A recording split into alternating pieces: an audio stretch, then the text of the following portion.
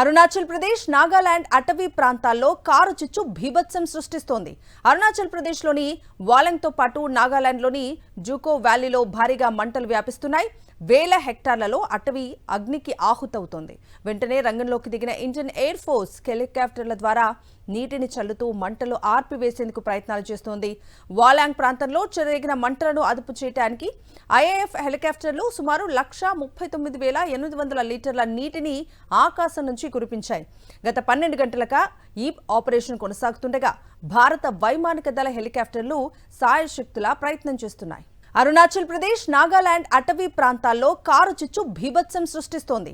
అరుణాచల్ ప్రదేశ్లోని వాలంగ్తో పాటు నాగాలాండ్లోని జూకో వ్యాలీలో భారీగా మంటలు వ్యాపిస్తున్నాయి. వేల హెక్టార్లలో అటవీ అగ్నికి ఆహుతవుతోంది.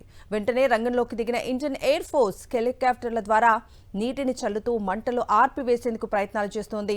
వాలాంగ్ ప్రాంతంలో చెలరేగిన మంటలను అదుపు చేయడానికి ఐఏఎఫ్ హెలికాప్టర్లు సుమారు 139,800 లీటర్ల నీటిని ఆకాశం నుంచి కురిపించాయి. గత 12 గంటలుగా ఈ ఆపరేషన్ కొనసాగుతుండగా భారత వైమానిక దళ హెలికాప్టర్లు సాయశక్తులా ప్రయత్నం చేస్తున్నాయి.